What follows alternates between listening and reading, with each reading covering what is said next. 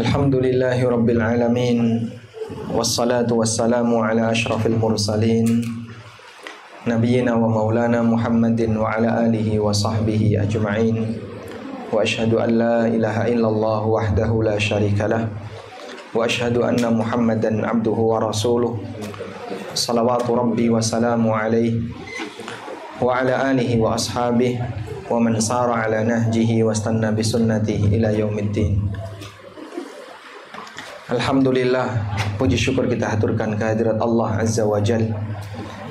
Di kesempatan pagi ini di rumah Al-Ustadz Al-Fadil Al-Ustadz Isnan hafizahullah ta'ala wa ra'ah. Semoga Allah memberkahi keluarga yang mengisi rumah ini dan berikut kaum muslimin yang lainnya. Kita bersyukur kepada Allah, pagi ini kita bisa belajar bareng. Semoga Allah Subhanahu wa ta'ala jadikan forum kita sebagai forum yang barokah. Kita mau bahas tentang amalan sunnah itu anugerah. Jadi mungkin Bapak Ibu sudah tahu arah dari tema kita, yaitu dalam rangka memberikan motivasi bagi pribadi kita masing-masing agar semangat dalam menjalankan ibadah-ibadah sunnah. Namun kita lihat dari sisi yang lain, bukan hanya sebatas mengingat pahalanya, tapi kita melihat dari tanggung jawab kita sebagai hamba Allah yang diberi oleh Allah Subhanahu wa ta'ala berupa kewajiban. Saya mulai dari hadis Nabi SAW dari Abu Tha'labah Al-Khushani radhiyallahu anhu. Rasulullah SAW pernah bersabda, dan hadis ini disebutkan dalam Arba'in Nawawiyah, Innallaha farada fara'idha fala tudayyi'uha wa hadda hududan fala ta'taduha wa sakata an asya'a rahmatan lakum ghaira nisyanin fala tabhathu anha. Sesungguhnya Allah menetapkan berbagai macam kewajiban. Fala ta'taduha fala tudayyi'uha, maka janganlah kalian menyia-nyiakannya, jangan menyepelekannya. Wa hadda hududan, dan Allah menetapkan aneka batasan-batasan, aneka aturan. Fala ta'taduha, maka janganlah kalian melanggar batasan itu. Wa sakata an asya'a, dan Allah mendiamkan banyak hal rahmatan lakum, sebagai rahmat bagi kalian, ghaira nisyanin, bukan karena Allah lupa. Fala tabhathu anha, maka jangan terlalu serius membahas lebih dalam untuk bagian yang tidak dibahas oleh Allah Subhanahu wa ta'ala. Baik, yang mau kita garis bawahi dari hadis ini adalah kalimat ini. Allah memberikan kewajiban kepada hamba, dan Nabi SAW melarang fala tudayyi'uha, janganlah kalian menyia-nyiakan kewajiban itu. Karena melaksanakan kewajiban namun dengan cara asal-asalan, statusnya tercela. Sebagaimana yang Allah tegaskan berkaitan dengan orang yang dia asal-asalan dalam melaksanakan salat. Fawailun lil musalli alladzina hum an salatihim sahun. Celakalah bagi orang yang salat, yaitu orang yang lalai dari salatnya. Yang bersangkutan melaksanakan salat, tapi karena salatnya nggak serius, salatnya masih banyak yang kurang, jauh dari apa yang diharapkan oleh syariat, pelakunya justru mendapatkan ancaman wailun, kecelakaan. Karena itulah Bapak Ibu yang dimuliakan Allah, dalam Al-Quran Allah Subhanahu wa ta'ala menyebutkan sifat munafik. Orang munafik yang disebutkan dalam Al-Quran itu munafik yang kecil atau munafik yang akbar? Karena kemunafikan kan ada dua ya. Kemunafikan ada berapa, Pak? Ada dua. Nifaq atau kemunafikan, ada munafik amali. Ini munafik kecil. Dan ada satu lagi, munafik i'tiqadi. Ini munafik besar, yang menyebabkan orang keluar dari Islam itu yang mana, Pak? Yang munafik besar. Baik. pelaku munafik besar yang disebutkan dalam Al-Quran, mereka dikasih ancaman oleh Allah, innal munafiqina fid darkil asfali minan nar. Sesungguhnya orang munafik itu berada di keraknya neraka.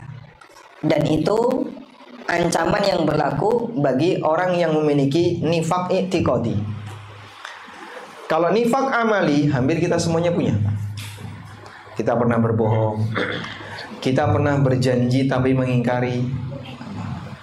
Bapak sudah berapa lama menikah?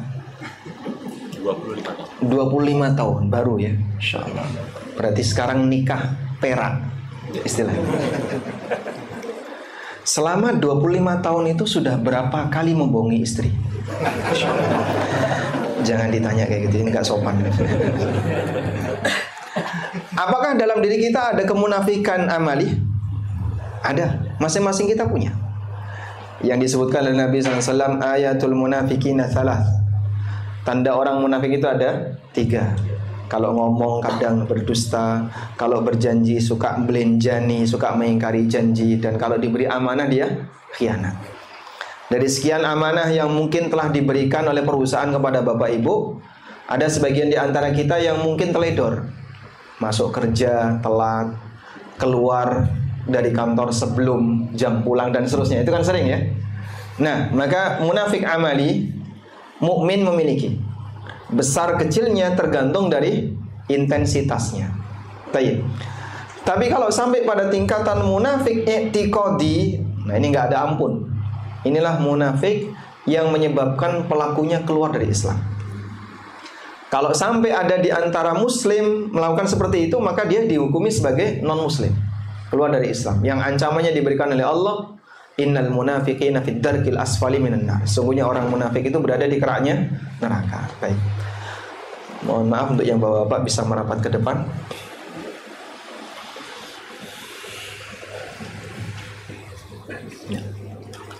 Nah, kaitannya dengan munafik besar ini, Allah Subhanahu wa taala menyebutkan dalam Al-Qur'an. Ternyata munafik besar yang dihukumi kafir itu mereka sholat. Mudzabdzabina disebutkan oleh Allah taala di surat akhir dari surat An-Nisa. Di surat An-Nisa ayat 142, Allah taala berfirman, "Innal munafiqina yukhadi'una Allah wa huwa khadi'uhum. Wa idza qamu ila sholati qamu kusala." Sesungguhnya orang munafik itu menipu Allah dan Allah menipu mereka. Kalau orang munafik salatnya malas-malasan. Nanti dulu. Dan kalau sudah mengerjakan cepat. Yura'unan nas, mereka riak ketika salat. Wala yadhkurunallaha illa qalila, dan mereka tidak mengingat Allah kecuali sedikit. Dalam sebuah hadis yang diriwayatkan oleh Muslim, Nabi SAW pernah mengatakan, tilka salatul munafik, yajlisu yarkubu syamsa. Seperti itulah salatnya orang munafik, duduk-duduk sambil lihat matahari. Kalau bahasa kita lihat jam. Nanti dulu baru jam 5. Nanti dulu. Hatta idza gharaba baina qarnai syaitan, sampai ketika matahari mau tenggelam di antara dua tanduk setan, naqara arba'an, dia mematuk sebanyak 4 kali. Maksudnya rukuk sujudnya cepat. Nah, model seperti inilah yang Allah tegaskan dalam Al-Qur'an, fawailun lil musalli alladzina hum an salatihim sahun. Celakalah orang yang salat, di mana yang salat itu lalai dari salatnya. Lalai dari salatnya gimana, Pak? Pada saat dia melaksanakan salat, dia malas-malesan. Terkadang menunda-nunda waktunya. Bagian rukunnya terkadang tidak dikerjakan dengan sempurna. Bagian wajibnya sebagian ada yang ditinggalkan dan seterusnya. Dan itu karakter ibadahnya munafik. Pertanyaannya, pernahkah kita melakukan seperti itu? Kenyataannya demikian. Dalam kegiatan ibadah yang kita lakukan, ternyata banyak sekali ibadah kita yang jauh dari nilai sempurna. Disitulah yang pernah disabdakan Nabi SAW dalam hadis dari Ammar bin Yasir radhiyallahu anhuma. di mana Rasulullah SAW pernah bersabda, "Innar rajula la yansarifu min salatihi wa ma kutiba lahu illa ushru salatihi tus'uha thumunuha subu'uha sudusuha khumusuha rubu'uha thuluthuha nisfuha." Ada orang yang selesai salat, namun pahala yang dia dapatkan cuman 1/10, 1/9, 1/8, 1/10, setengahnya. Di sini Nabi SAW menyebutkan yang paling rendah 1/10, yang paling tinggi setengah. Jadi kalau yang tadi salat subuh dapat pahala berapa? Hah? Wallahul musta'an. Hilang semua. Mungkin ada di antara kita yang cuma dapat pahala 1/100. Ada yang dapat pahala 1/1000. Ada yang dapat pahala 1/sekian. Tergantung dari apa? Kualitas sholatnya. Makanya ada sebagian di antara jamaah misalnya terlalu yakin ketika di Masjidil Haram, kan dilipatkan 100.000 kali, Pak. Jadi begitu selesai sholat sudah bisa nebus 99.999 sholat. Rumangsamu kan. Siapa yang jamin kalau sholatmu diterima oleh Allah? Siapa yang menjamin kalau sholatmu bisa bernilai pahala besar? Ada orang yang sholatnya sangat tidak berkualitas, sehingga dari kegiatan sholat yang dia lakukan, dia hanya diberi pahala oleh Allah 1/10-nya, mungkin 1/100-nya, mungkin ada yang 1/1000-nya, dan seterusnya. Nah, kalau itu terjadi pada diri kita, anggaplah Pak, misalnya 50% ini sudah bagus sekali, Pak. Sehingga 2 rakaat subuh itu Bapak dapat pahala 1 rakaat, dapat pahala 50%. Itu sudah bagus sekali. Berarti kan kewajiban kita masih banyak yang kurang. Berarti kewajiban kita masih banyak yang kurang. Artinya tanggung jawab kita masih belum tertunaikan.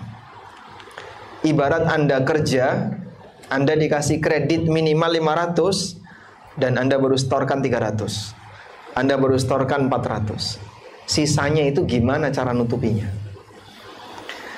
Kalau urusan dunia mungkin bisa ditebus pakai harta. Nah, bagaimana kalau sudah berkaitan dengan masalah amal di hadapan Allah Subhanahu wa taala?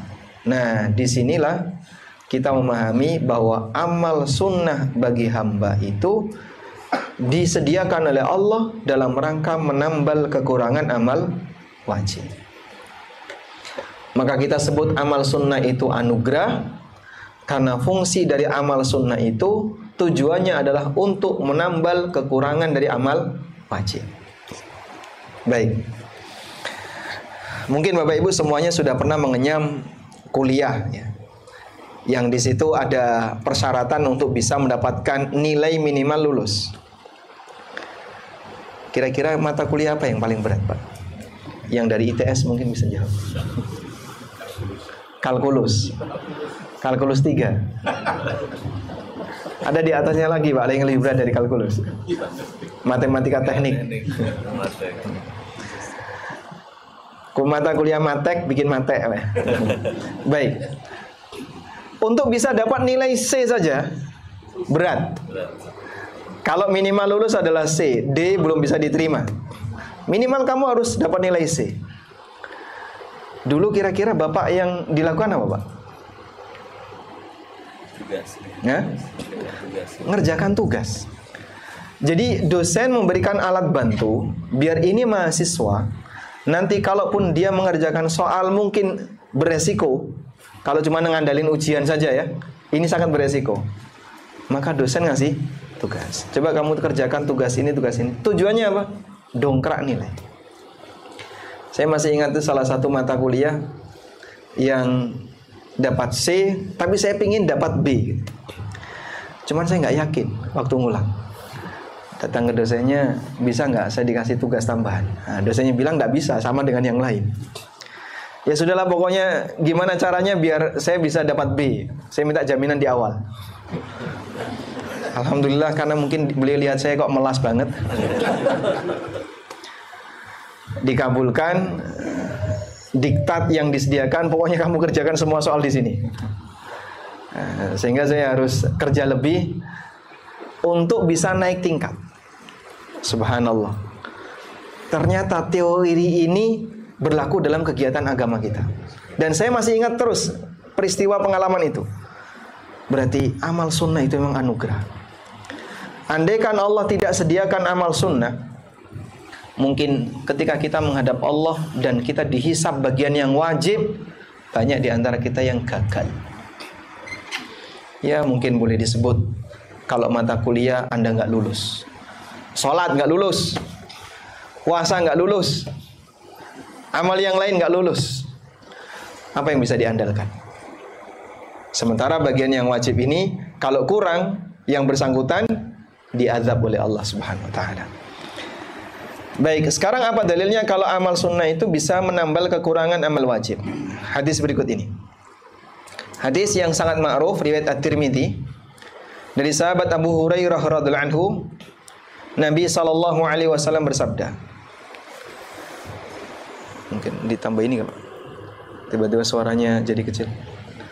Nabi SAW bersabda, Inna awwala ma yuhasabu bihil abdu yaumal qiyamah min amalihi salatuhu. Sesungguhnya amal pertama yang akan dihisab dari seorang hamba kelak di hari kiamat adalah salatnya. Berkaitan dengan yang pertama kali dihisab, itu ada 3 poin ya, yang berbeda. Yang pertama dihisab. Baik, mohon maaf bisa merapat lagi Pak. Yang sini mungkin bisa dirapatkan. Waalaikumsalam.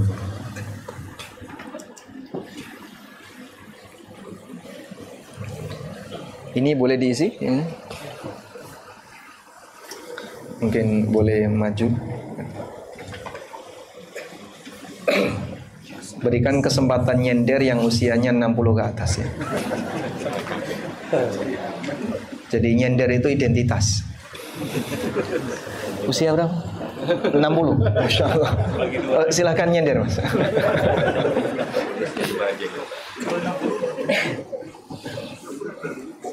Baik, silakan Bapak. Yang pertama kali dihisab itu ada 3 ya. Pertama berkaitan dengan amal. Yang pertama kali dihisab dari amal adalah salat. Yang kedua berkaitan dengan masalah muamalah. Muamalah itu berarti interaksi manusia dengan manusia. Yang pertama kali dihisab urusan darah. Yang ketiga berkaitan dengan masalah harta. Yang pertama kali dihisab air putih.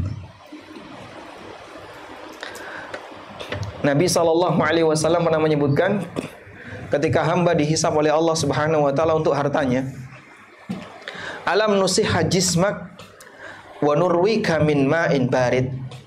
Bukankah aku telah memberikan kesehatan bagi jasadmu dan memberikan minum dengan air barid, air yang dingin, air putih.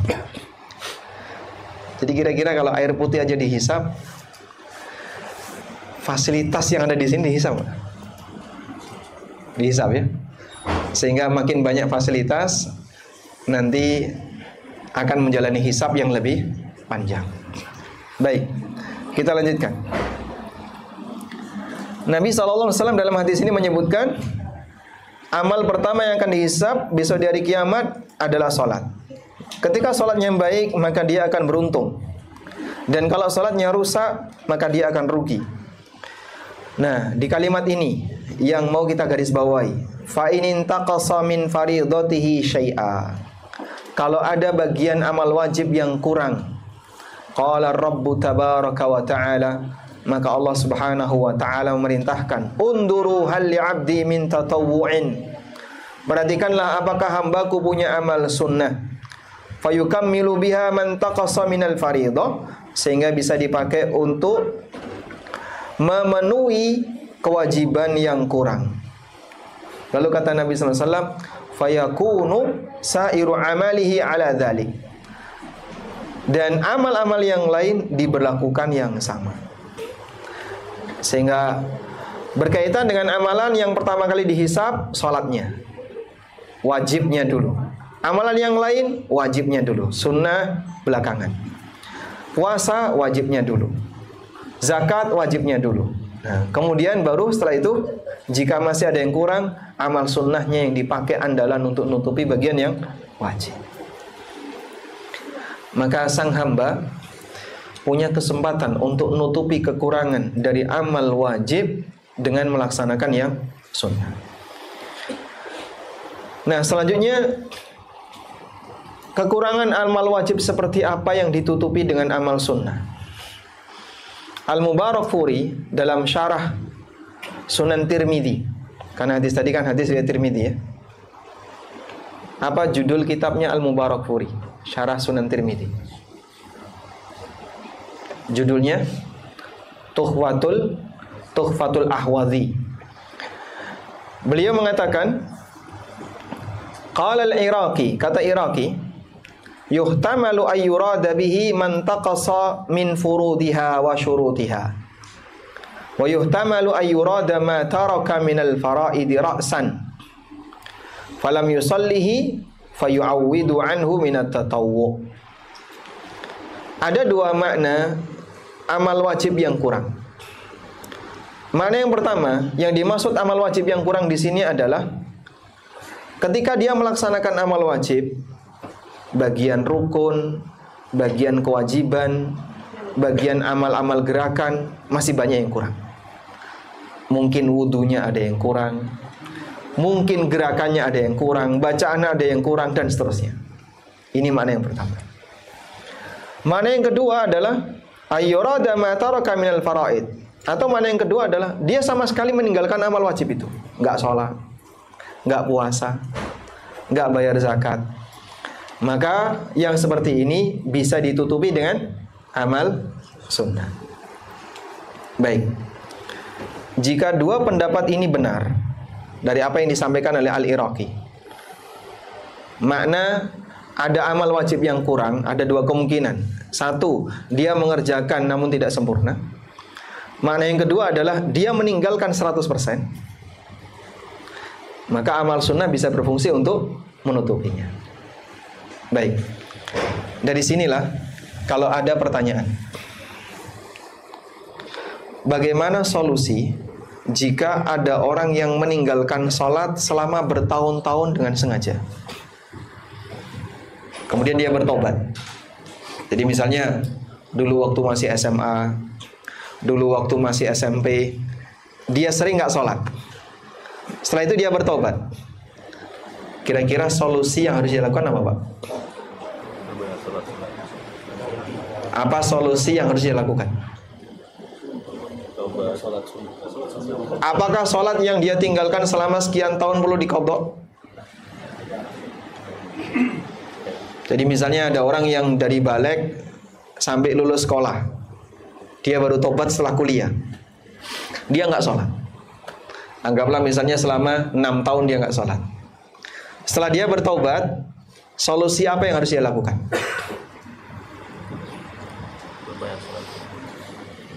Nah, ada sebagian yang memfatwakan bapak harus mengqadha. Wah, 6 tahun cara qadhanya gimana? Berarti kita perlu menyediakan waktu sebulan untuk sholat selama 6 tahun. Namun fatwa ini kurang tepat. Alasannya gimana? Kalau kamu mengerjakan sholat ini sekarang, ini kan sholat 3 tahun yang lalu, ini sholat 6 tahun yang lalu, ini sholat sekian tahun yang lalu. Kenapa kau kerjakan sekarang?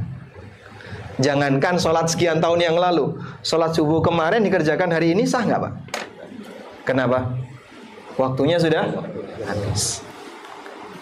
Maka seorang hamba ketika dia meninggalkan sholat dengan sengaja, nggak ada qadha. Oh, enak banget, Pak, kalau gitu. Berarti kan nggak ada hukuman. Jangan dikira. Kesalahan dalam syariat secara umum terbagi menjadi 2. Kesalahan dalam syariat. Pertama, ada kesalahan yang diberi kafaroh di dunia. Contohnya, melanggar sumpah, melanggar nazar, kemudian melakukan hubungan badan ketika siang hari Ramadan. Ada kafaroh ketika di dunia. Termasuk beberapa tindakan kriminal ada kafarah ketika di dunia. Sudah? Yang kedua, kesalahan tanpa ada penjelasan kafarah. Tanpa ada penjelasan kafarah secara khusus. Kira-kira menurut Bapak Ibu, mana yang lebih berat? Kesalahan yang di situ ada kafarahnya atau kesalahan yang tidak ada penjelasan kafarahnya? Tidak ada. Ya? Yang mana, Pak? Kenapa yang kedua? Kan nggak ada beban apapun. Di akhirat. Yang pertama itu kesalahan yang diberi solusi.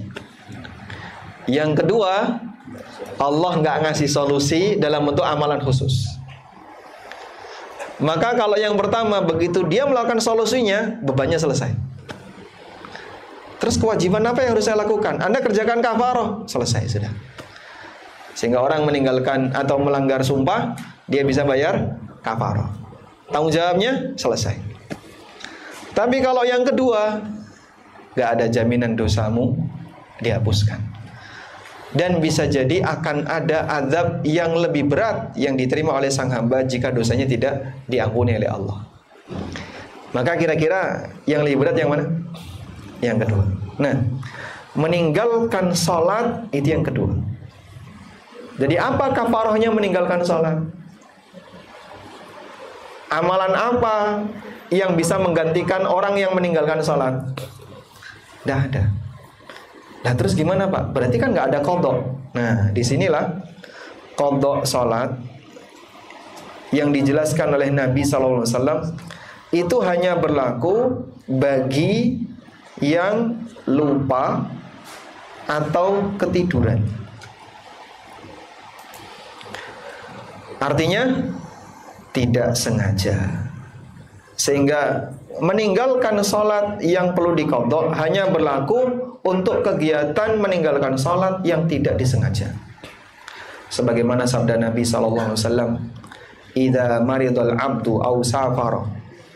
Apabila man nama an salatin aw nasiyaha, barang siapa yang ketiduran sehingga dia tidak sholat atau kelupaan untuk melaksanakan sholat, falyusalliha hina dzakaraha, maka kerjakanlah ketika dia bangun, ketika dia ingat.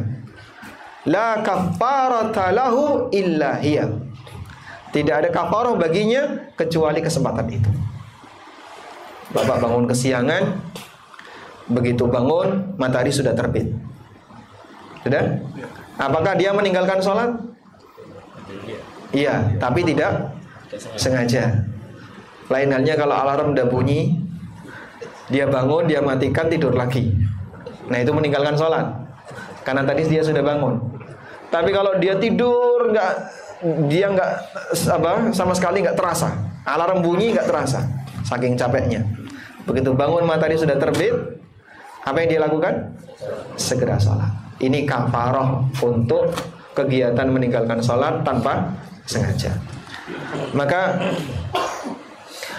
meninggalkan sholat dengan sengaja, meninggalkan sholat dengan sengaja, di situ tidak ada qadha, tidak ada qadha, karena dia tidak punya alasan untuk qadha. Lalu gimana Pak? Dalam posisi itu, solusi yang bisa dia lakukan adalah perbanyak sholat sunnah. Sehingga solusinya bukan qadha, tapi solusi perbanyak sholat sunnah. Baik. Apakah seperti ini juga berlaku untuk puasa? Yang berkaitan dengan masalah puasa, ini berbeda dengan sholat. Karena begini, untuk puasa, di situ ada amal pengganti puasa. Amal pengganti puasa itu apa? Fidyah. Untuk puasa, di situ ada amal pengganti puasa, yaitu fidyah. Sudah? Nah, kasus meninggalkan puasa itu beragam.